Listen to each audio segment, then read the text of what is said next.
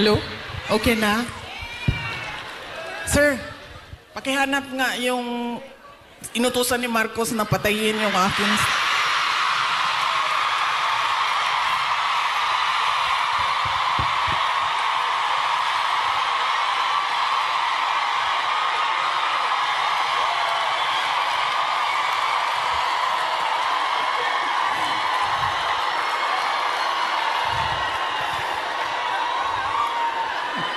Yan. Dahil sa mga ganyan, nakakasuhan ako eh. Malay natin, di ba? Baka may inutusan dyan.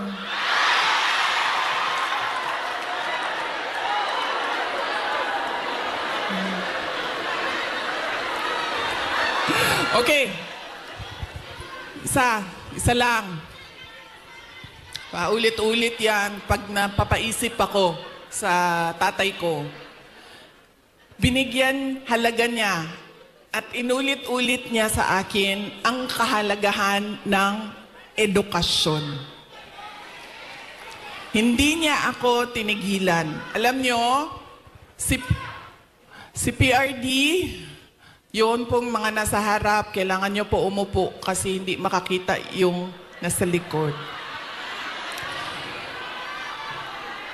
Hindi siya tulad ng tatay ninyo na malambing, mapagmahal.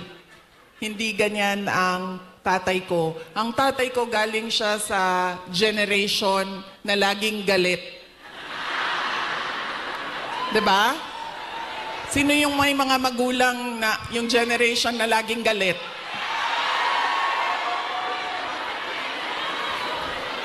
Yan. Galing dyan ang generation. Galing dyan ang tatay ko sa generation na yan. So, lagi siyang galit.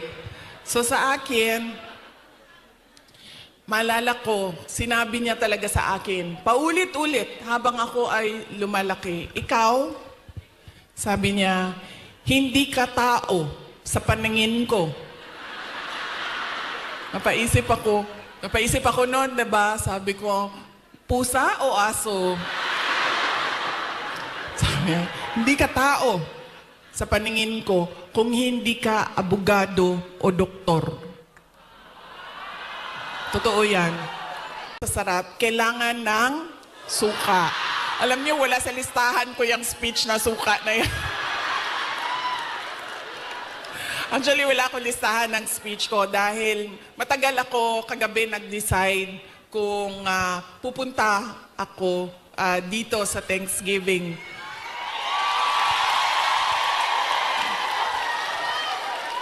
Kaya wala akong listahan ng speech. Pero yes, alam nyo, marami siguro sa inyo ang nautusan na bumili ng suka at mantika. Mantika, suka, ganyan. Noong kayo ay bata pa. Opo. Pero sa amin kasi, sa bahay namin, nag-grocery kasi ang nanay ko. So lahat yang mga gamit sa kusina, binibili na ng nanay ko. Nautusan lang ako lagi doon sa kanto, sa tindahan, bumili ng Coke. Ng Coke.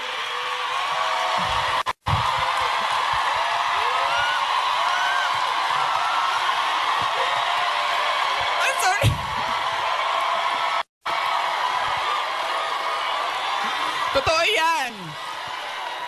Hindi joke yan ha. Totoo yan. Alam nyo, di ba, tag 5 pesos lang ang Coke noon?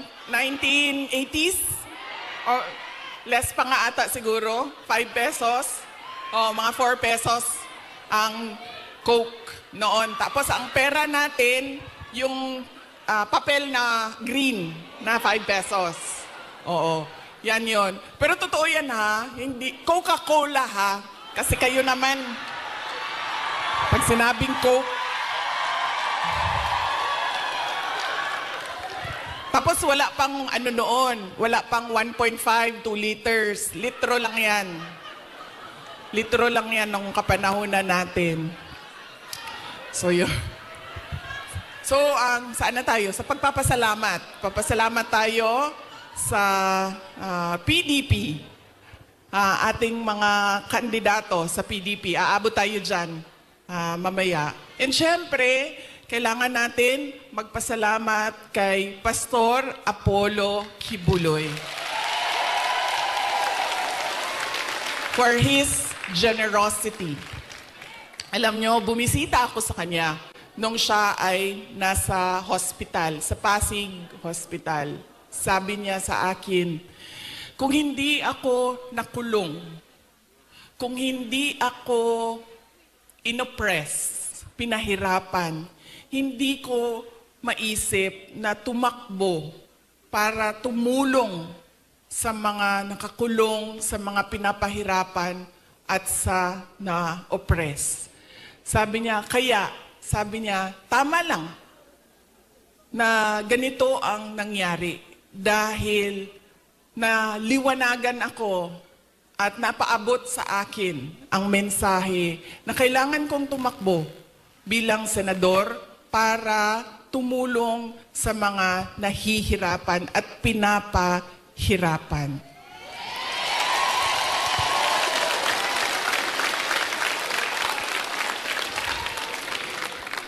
Sabi din niya sa akin, sabi niya, ikaw, kahit ano man ang sabihin nila, sabihin man nila na kasalanan mo ang lahat ng ito, Inday Sara, sabihin man nila, kasalanan mo ito dahil hindi ka tumakbong Pangulo.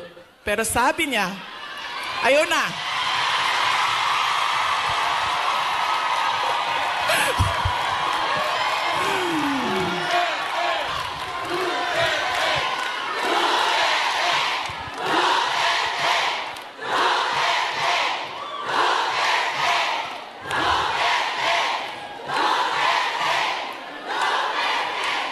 Pero sabi niya, makinig tayo kay Pastor Apollo Kibuloy dahil siya ang araw-araw nagbabasa ng Bible. Siya ang nakakaalam by heart kung ano ang salita ng Diyos. Ano ang words of God. Sabi niya sa akin, sabi niya, ganitong nangyari sa buhay ko. Sabi niya, Inday Sara, ganyan din nangyari sa buhay mo dahil hindi pwede na ikaw ang mauna at sila ang sumunod. Dahil wala ng katapusan. Dapat sila ang mauna at ikaw ang sumunod.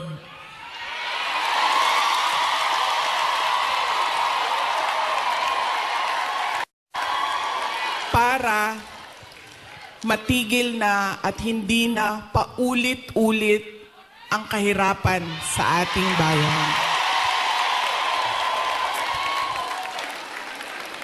Kaya nung sinabi niya sa akin yon, hindi na masyadong masakit. Masakit pa rin sa akin pag nakakarinig ako ng kasalanan mo yan lahat, Inday Sara. Pero iniisip ko na lang, naku, sinabihan ako ni Pastor Kibuloy, you are there, you are where you are intended to be by God. Exactly where you are.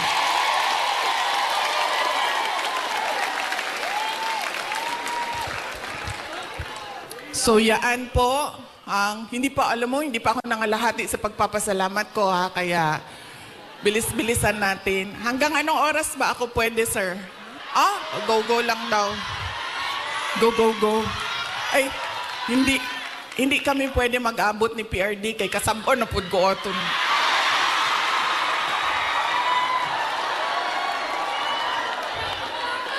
Kibaw mo nang nagsayo ko. Tagalog din. Alam nyo, bakit ako nandito ng maaga? Gumising talaga ako ng maaga. Ang alarm ko, 6:30 a.m., 7 a.m., 7:30 a.m., 8 a.m. Apat yung alarm ko. Para hindi kami mag-abot ni President Rodrigo Duterte.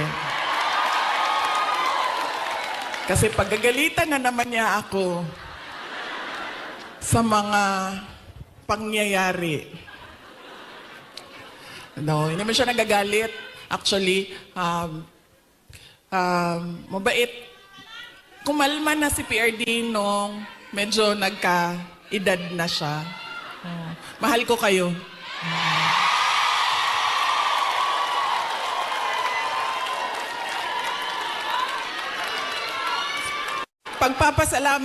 Magpapasalamat din ako. Thank you po ako. Kagabi po, merong mga kababayan natin na nasa hotel. Hotel. Kayo ba yun, ma'am? Opo. Maraming salamat sa pag-welcome ninyo sa amin doon sa hotel. Mahal ko kayo. Maraming salamat. Pero bakit, ma'am, wala kayong dala na roasted goose? I'm sorry, may dala kaming suka. Kayo, walang dalang roasted goose.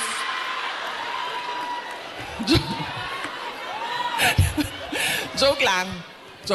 Pero salamat Salamat sa pag-welcome ninyo sa amin doon. Sigurado ako na kahapon may kailangan din kayong gawin. Busy din yung oras ninyo. Pero pumunta kayo doon at winelcome nyo kami sa hotel. Maraming salamat sa inyo.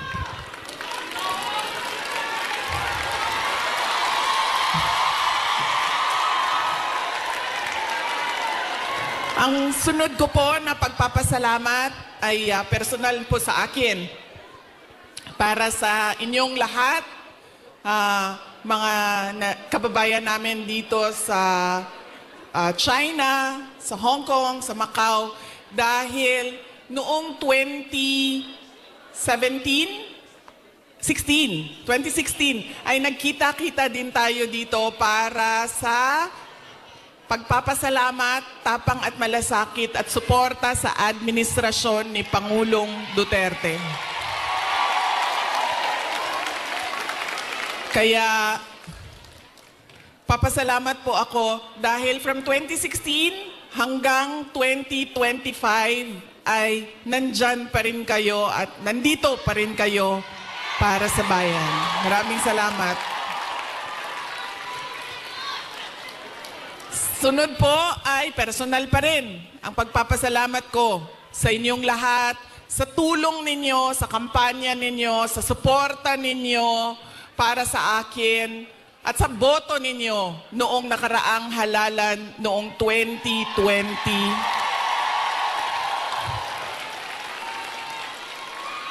At sa susunod na halalan sa 2020. Joke lang. Joke. Sandali lang. Sandali lang.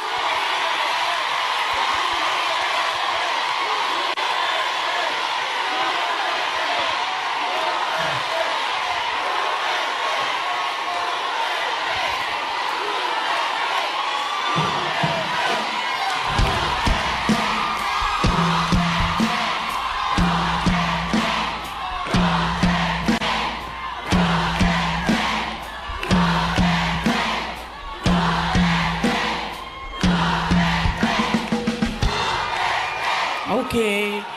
Papunta na po ang suspension order. Sige.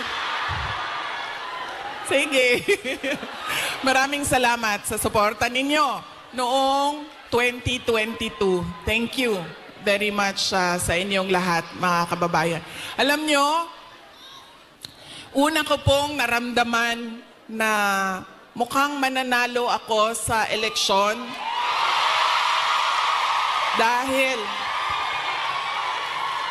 dahil nakita ko ang overseas absentee voting results. Una siyang lumabas. So nakita ko na I think 98% lahat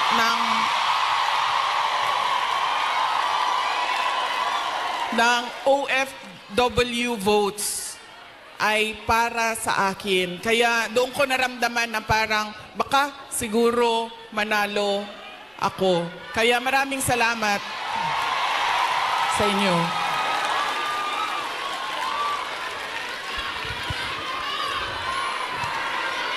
Ang susunod ko po na pagpapasalamat ay sa akin pa rin, para sa inyong lahat, sa suporta ninyo sa aking mga kasamahan, sa aming trabaho, sa programa at proyekto ng Office of the Vice President. Maraming salamat po sa inyong lahat. Dahil kayo lang po ang sumusuporta sa OVP, ang buong gobyerno po ay iniwanan na po ang OVP.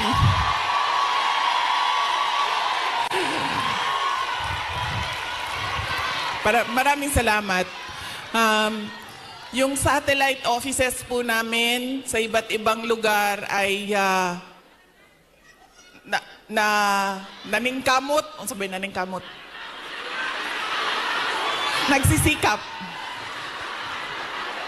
Yung satellite offices po namin ay nagsisikap na mahanap yung mga geographically isolated and disadvantaged areas at hindi lang nakatuon sa National Capital Region. Kaya salamat po sa suporta ninyo sa Office of the Vice President. Ang susunod po na pagpapasalamat ko ay ang mahal ko kayo.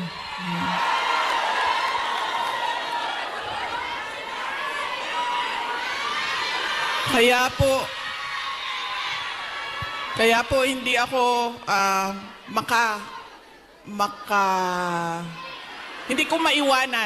hindi ko maiwanan ang aking katayuan, tama ba, pwesto, posisyon, dahil sa inyong lahat.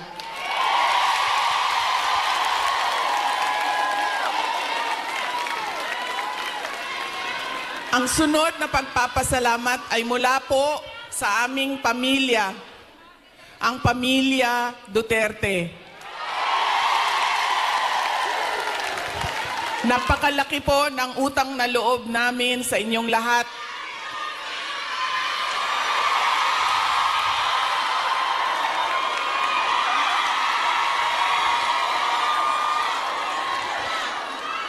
Dako kayo ang amo ang utang nga kabubuton kaninyong tanan, mga kaigsuunan namo. Sa pagkakataon na ibinibigay ninyo sa amin na makaserbisyo o makapagtrabaho sa ating pamahalaan.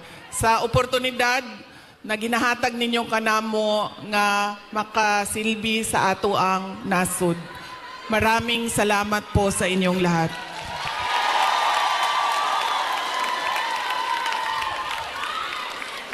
Okay, so yan na po ang aking mga pagpapasalamat. Meron pa ba akong hindi na Maraming salamat, ma'am. Ang sunod ay lilipat na po ako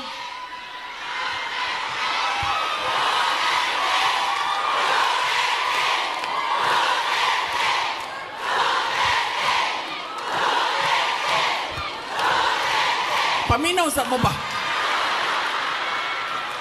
Kadyot lang ba? Alas 12 na. Alas 12 na. Kinsay magpakaon sa ato adin eh.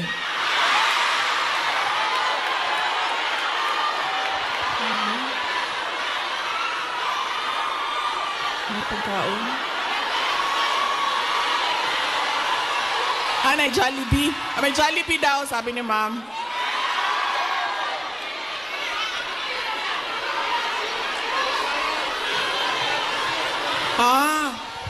Okay. So, hindi daw tayo kakain lahat para sa bayan. Okay. Sige, okay lang. Kailangan ko din naman magpa-reduce, so okay lang.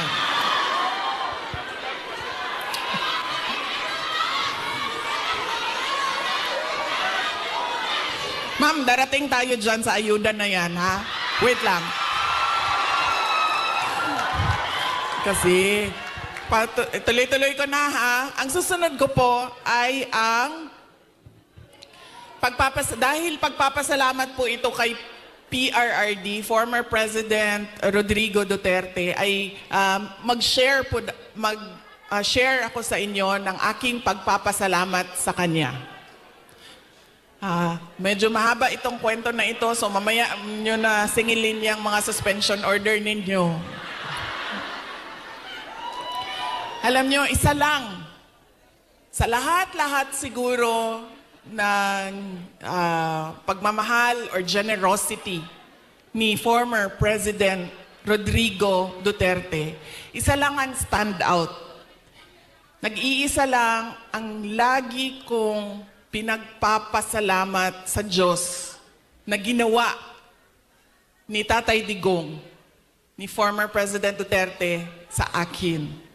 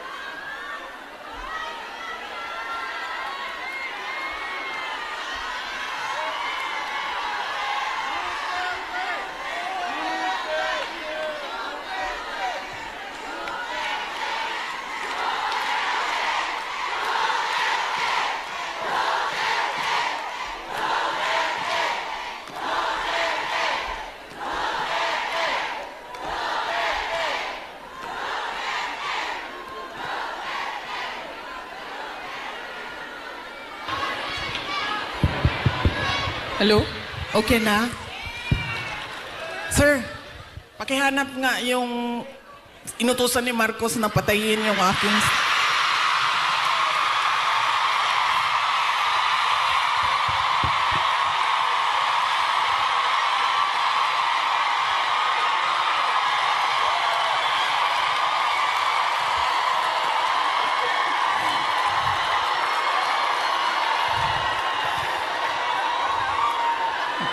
Yan.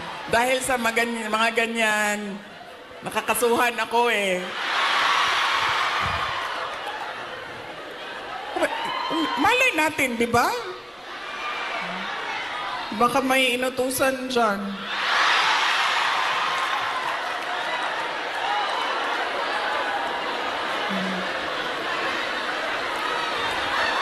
Okay. Isa lang. Paulit-ulit yan pag napapaisip ako sa tatay ko. Binigyan halaga niya at inulit-ulit niya sa akin ang kahalagahan ng edukasyon. Hindi niya ako tinigilan. Alam nyo, si PRD, yun pong mga nasa harap, kailangan nyo po umupo kasi hindi makakita yung nasa likod. Hindi siya tulad ng tatay ninyo na malambing, mapagmahal. Hindi ganyan ang tatay ko. Ang tatay ko galing siya sa generation na laging galit. Diba? Sino yung may mga magulang na yung generation na laging galit?